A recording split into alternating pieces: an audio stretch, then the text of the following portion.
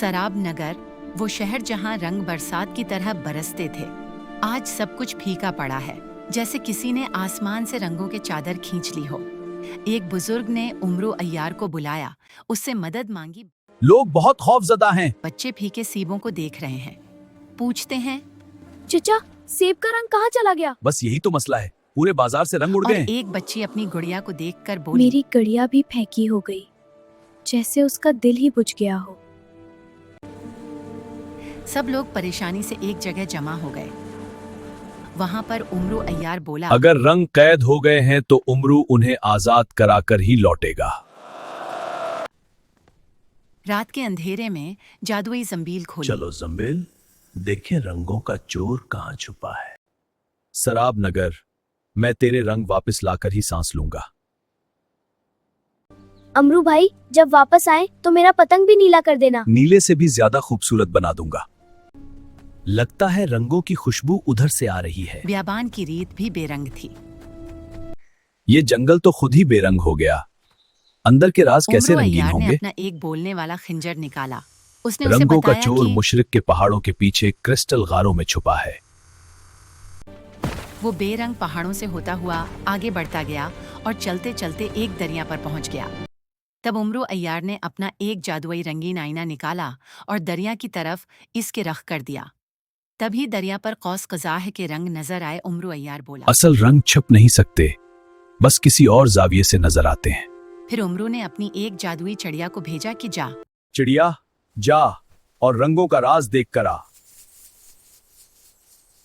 चिड़िया उमरू को एक गार की तरफ ले गई जहां एक परी कैद थी। परी बोली, मैं थी रंगों की रखवाली, मगर चोर जिन ने मुझे भी कैद कर दिया। उमरू अय्यार को सब समझ आ गया। तो शहर के रंग तुम्हारे साथ कैद हो गए? लोगों ने रंगों को सिर्फ दिखावे के लिए रखा, शुक्र अदा करना भूल गए। अगर दिल बदल जाए तो क्या रंग आजाद हो सकते हैं?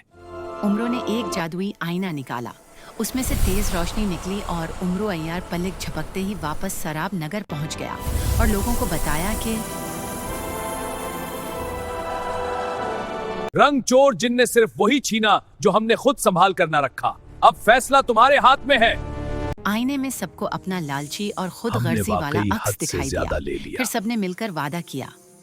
उमरू अय्यार ने एक वादा लेने वाली चीन निकाली हम वादा करते हैं कि रंग सब में बराबर बांटेंगे। और सबने उसको हाथ लगाकर वादा किया कि अब हम सब मिलकर एक साथ रहेंगे।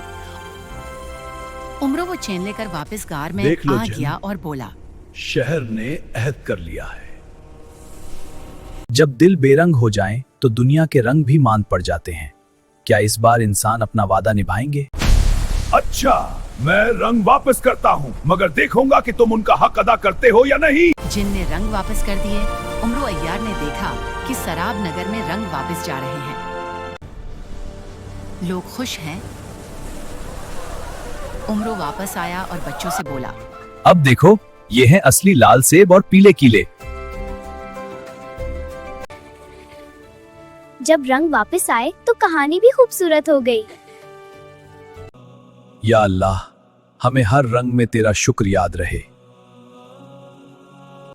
जब इंसान रंगों से मोहब्बत करे तो जंगल भी गीत गाते हैं। सब मिलकर खुशी से नाचने लगे।